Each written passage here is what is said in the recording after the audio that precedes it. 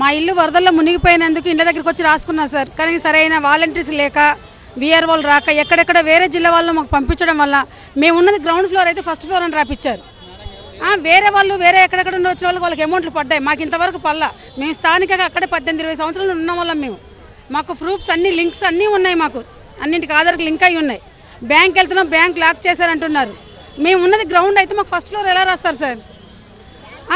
మా ఒక్కరికే కాదు, మా రోడ్లో ఉన్న దగ్గర 20-30 ఇళ్ళ వరకు కూడా ఎవరికి కరెక్ట్గా రాలేదు. వాళ్ళు ఏమనంటే వాలంటీర్ లేడు, వాలంటీర్ రిజైన్ చేయడం వల్ల ఇలా జరిగింది అంటున్నారు. మాకు న్యాయం ఎక్కడ జరుగుద్ది? అందుకే కలెక్టర్ ఆఫీస్ దగ్గరికి వచ్చామండి. ఇప్పుడు మేము ఎంతో నష్టపోయాం. వారం రోజులు, ఆదివారం నుండి ఆదివారం వరకు నీళ్ళల్లో ఉండి ఇంట్లో ఫర్నిచర్ అంతా పోయింది, బట్టలు ఏంటి, ఇంట్లో ఉన్న సామాన్లు ఏంటి పోయి, తిండికి లేక ఎన్నో నానా ఇబ్బందులు పడ్డాం. అవన్నీ చూసి కూడా ఈరోజు మాకు రావాల్సింది ఎక్కడో 3rd ఫ్లోర్లో ఉన్న వాళ్ళకో 25,000, గ్రౌండ్ ఫ్లోర్లో ఉన్న వాళ్ళకేమో 15,000 ఇస్తారు. ఎంతవరకు కరెక్ట్ సార్ అది? ఇప్పుడు మేము దాన్ని వెరిఫికేషన్లో మేము అది వచ్చిందా రాలేదా పేరెంట్ చూస్తే మీరు ఫస్ట్ ఫ్లోర్ అని ఉంది, మేము ఉన్నది గ్రౌండ్ కనుక కలెక్టర్ గారు ఏం చేస్తారో మాకు తెలియదు. మా ఇళ్ళకి వచ్చి ఎంక్వైరీ చేసి మాకు న్యాయం జరిపించాలని కలెక్టర్ ఆఫీస్ దగ్గరికి మేము వచ్చాం. నాకు నా భర్త చనిపోయాడండి. నా భర్త చనిపోతే నేను పుట్టో దిగల, నేను పాసి పనికి వెళ్ళాను, ఇళ్ళల్లో పాసి పని చేస్తాను. మా అబ్బాయి దిగాడు పుట్టో, నా కొడుకు పుట్టో దిగితే ఆయన పేరు మీద పడ్డాయంట. ఆయన పేరు మీద వచ్చిందంట, మా ఆయన పేరు మీద కోవూరు సుబ్బారావు అని. ఇప్పుడు ఆయన పేరు మీద పెడితే ఎక్కమంట లేదు, చనిపోయి రెండో సంవత్సరం వెళ్ళి 8 నెలలు. మరి ఎలాగ పోతాయి నా పేరు మీద? అధికారులను కలిసాము అంటే ఆ కలెక్టర్ కాడికి వెళ్ళమన్నారు. దానికి న్యాయం ఏంటో నాకు తెలవట్లేదు సార్. నాకు పెట్టేది ఎవరు లేరు, కలెక్టర్ని కలవాల. ఇప్పుడు అప్లికేషన్ ఇచ్చి వెళ్తున్నా, మరి ఏమి న్యాయం చేస్తాడో కలెక్టర్ గారు, మరి ఎస్ఐ గారు ఎవరు వచ్చి మాట్లాడలేదు సార్. రాసుకునే వాళ్ళు వచ్చారంట, రాసుకున్నారు. రాసుకునే టైంకి నేను లేను సార్. మా అబ్బాయి దిగాడు, మా ఆయన పేరు మీద వచ్చినాయి అన్నారు. మా ఆయన పేరు వచ్చింది సచివాలయంలో, 81 సచివాలయంలో, రాణిగారి తోట 81 సచివాలయం మసీద్ సందు. మరి ఇంకా న్యాయం ఏం చేస్తాడో, సీఎం గారు ఏం చేస్తాడో, కలెక్టర్ గారు ఏం చేస్తాడో నాకు తెలియదు. నాకు పెట్టేవాళ్ళు ఎవరు దిక్కులేరు సార్. నేను ఒక్కదానే ముసలిదాని, కాలు నొప్పులు, అసలు నాకు పెట్టేవాడు ఇల్లు మునిగిపోయింది. ఆ ఇల్లు బాగా చేసుకునే వాళ్ళకి 2 వారాలు పట్టింది సార్. ఏం చేయాలో నాకు అర్థం కావట్లేదు. అతిగా సచివాలయం చుట్టూ తిరిగాను, మాకు తెలవదు. కలెక్టర్ కాడికి వెళ్ళి కాగితాలు ఇచ్చుకోమన్నారు. కలెక్టర్ గారిని కలవలేదు సార్, కాగితాలు మట్టుకు ఇచ్చాను. అంతా దయబాధను. మేము పొద్దున్న 9ంటికి వచ్చామండి. ఫస్ట్ తహసీల్దార్ ఆఫీస్కి వెళ్ళాం. తహసీల్దార్ ఆఫీస్కి వెళ్తే విఎంసీ ఆఫీస్కి వెళ్ళమన్నారు. అక్కడి నుంచి కలెక్టర్ ఆఫీస్కి వెళ్ళమన్నారు. అసలు తహసీల్దార్ ఆఫీస్లోనైతే మాకు అసలు ఇక్కడ ఏం సంబంధం లేదు, మీరు వెళ్ళిపోండి, మాకేం తెలియదు అనేసారు. అక్కడ అనేస్తే అక్కడ నుంచి విఎంసీ ఆఫీస్ అడ్రస్ చెప్పమంటే కూడా బయట అడుక్కోండి అమ్మా మాకు తెలియదు అనేసారు. అక్కడికి వెళ్ళి ఇక్కడికి వచ్చామండి. ఇక్కడ వీఆర్ఓ గారు ఉన్నారు, మొన్న మా ఏరియాలో ఎంక్వైరీ చేశారు. ఎంక్వైరీ చేసినప్పుడు మేము ఇంటి దగ్గర లేము. 10 రోజులు వర్షాలు వచ్చి పనులకు వెళ్ళలేదు. 10 రోజులు వర్షాలు వచ్చి పనులకు వెళ్ళకపోతే ఇప్పుడు కూడా ఎంక్వైరీ చేసుకోలేదు. అసలు ఎంక్వైరీ చేయడానికి వచ్చినప్పుడు ముంపు ఏరియా మొత్తం నీకు ఎన్ని ఇల్లులు ఉన్నాయో నువ్వు లెక్కైనా రాసుకోవాలి. ఇప్పుడు ఇన్ఫర్మేషను ప్రతి ఒక్కరు ఒకరి ఇంటికి ఒకరు కాగితాలు ఇచ్చి వెళ్ళలేరు కదా. అలాంటప్పుడు మీరు ఏం చేయాలి? ఈ ఏరియాలో ఎన్ని ఇల్లులు ఉన్నాయి, ముంపులోనే ఎన్ని ఇల్లులు ఉన్నాయో అన్ని ఇల్లులు మీరు వివరాలు, ఫోన్ నెంబర్లు మినిమం ఉంటాయి కదా, మినిమం అవి రాసుకుంటే అప్పుడు తర్వాత మీరు పలానా ఈ కాగితాలు మాకు ఇవ్వండి అమ్మా అని మీరు చెప్పాలి. అంతేగాని మీరు వచ్చేసి అయిపోయిందమ్మా ఇవాళతో క్లోజ్ అమ్మా ఇంకా మేము చేసేది ఏం లేదమ్మా అంటే మా పరిస్థితి ఏంటండి? మేము ఉండేది అద్దెకుంటున్నాము. మేము ఉండేది ప్రసాదంపాడు ఏరియాలో మునిగిపోయింది, రావర్పాడు ఏరియాలో మా ప్రూఫ్లు ఉన్నాయి. అద్దెకునే వాళ్ళు 66 ప్లేసుల్లో తిరుగుతారు. మాదేమి సొంత ఇల్లు కాదు కదా. మ్యాపింగ్లు కావాలంటే ఎక్కడి నుంచి తెస్తాము?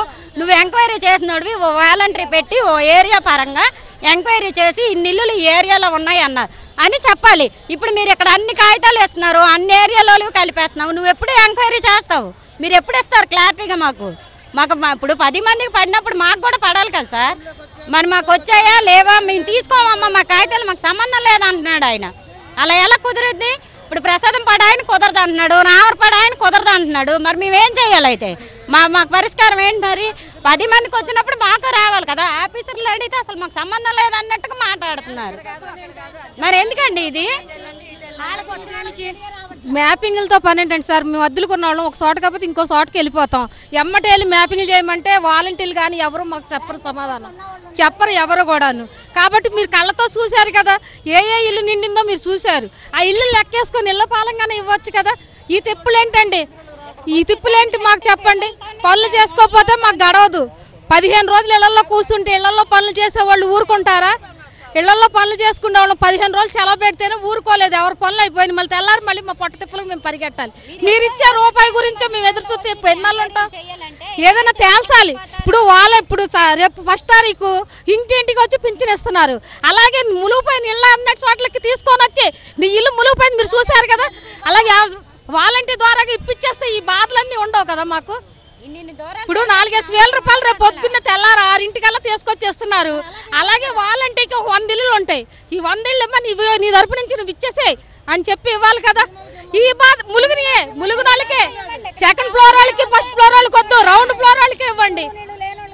రౌండ్ ఫ్లోర్ వాళ్ళకి దానికి మళ్ళీ మీకు మ్యాపింగ్ లేరు. మీరు మ్యాపింగ్ లో లేరంటే ఎన్ని రోజులు తిరుగుతామండి?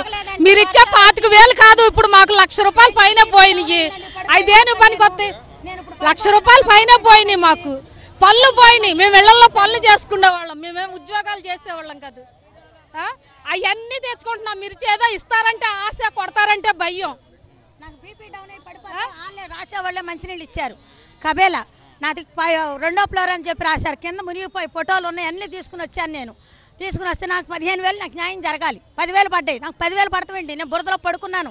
నా భర్త టీవీ పేషెంట్, బురదలో పడుకోబెట్టాను. అలాంటి దానికి నాకు ఇత్తమేంటండి? 10,000 ఇత్తమేంటండి? నాకు 25,000 రావాలి కదా.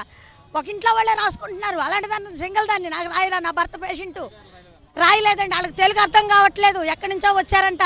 మేము చెప్పేది వాళ్ళు రాస్తున్నారు, వాళ్ళు చెప్పేది మేము వినాలి. ఏదన్నా అంటే ఆగుతారా, ఆగరా, మేము వెళ్ళిపోమా అని అడుగుతున్నారు. లేచి వెళ్ళిపోయి బెదిరిస్తున్నారు మమ్మల్ని.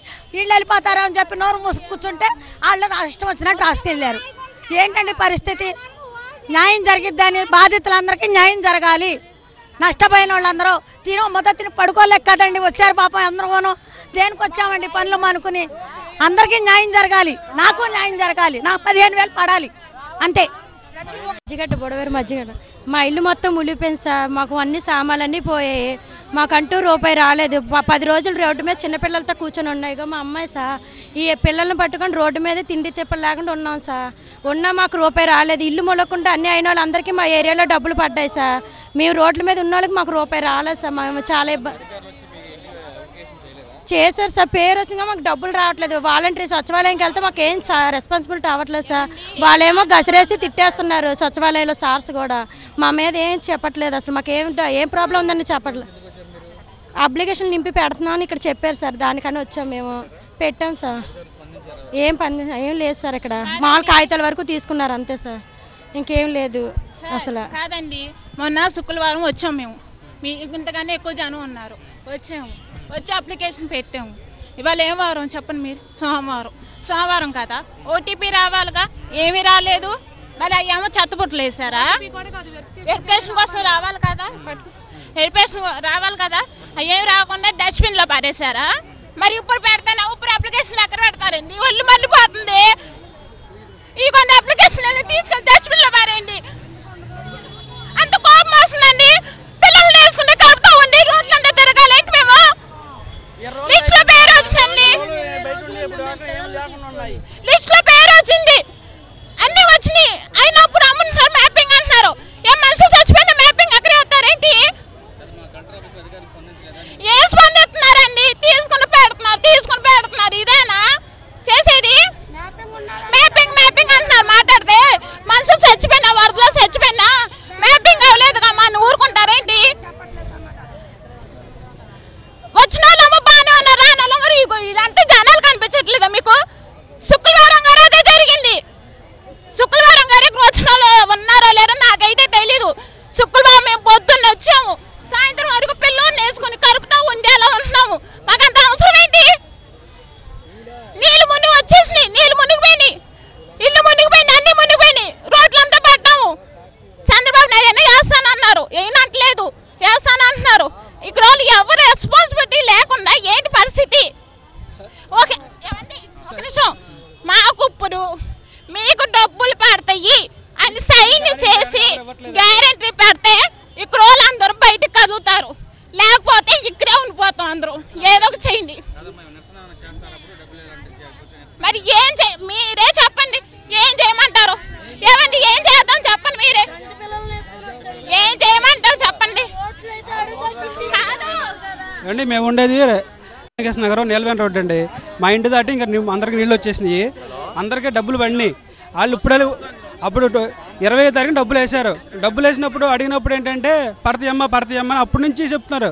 కానీ తీరా ఇప్పుడు వచ్చిన తర్వాత మీకు మ్యాపింగ్ లేదని చెప్తున్నారు. ఇప్పుడు మ్యాపింగ్ అంటే ఎలాగండి? 6 సంవత్సరాలు 7 సంవత్సరాలు అక్కడే ఉంటున్నాం కదా, అక్కడ ఉన్నప్పుడు ఇప్పుడు వచ్చి మీకు మ్యాపింగ్ అవ్వలేదు, డబ్బులు పడలేదు అంటే ఇప్పుడు ఏం చేయమంటారు? ఇప్పుడు పిల్లలు ఉన్నారు కాదు, ఇప్పుడు పిల్లలు నేర్చుకుని ఎండలో కలెక్టర్ ఆఫీస్ కంటే వచ్చి ఇప్పుడు మమ్మల్ని ఏం చేయమంటారు? ఇక్కడ భోజనం లేకుండా పిల్లలకి ఏమీ లేకుండా ఇప్పుడు వీళ్ళని ఏం చేయమంటారు? చూసుకోవాలి కదా వీళ్ళైనా. వాళ్ళు రెస్పాన్స్ లేదు. అప్లికేషన్ అన్నారు, ఇప్పటికి 3 సార్లు పెట్టిన అప్లికేషన్కి సమాధానం లేదు, ఒకళ్ళ రెస్పాన్సిబిలిటీ లేదు, ఎవరికాలు లేదు. అప్లికేషన్ తీసుకుని పక్కన పడేస్తున్నారు. అప్లికేషన్లో ఏం చేయాలి? అప్లికేషన్ వల్ల ఉపయోగం లేదు. అక్కడ సచివాలయంలో వీఆర్ఓని అడిగితేనేమో మేము పంపించేసామని అంటాడు ఆయన, అక్కడ వాళ్ళని అడిగితేనేమో మాదేం లేదు, పైన లింక్ పంపించేసామంటారు వాళ్ళు. ఇప్పుడు ఎవరిని అడగాలి, ఎవరు సమాధానం చెప్తారు అర్థం కావట్లేదు ఇక్కడ ఎవరికి. ఇప్పుడు ఎవరికి రెస్పాన్సిబిలిటీ లేదండి ఇక్కడ.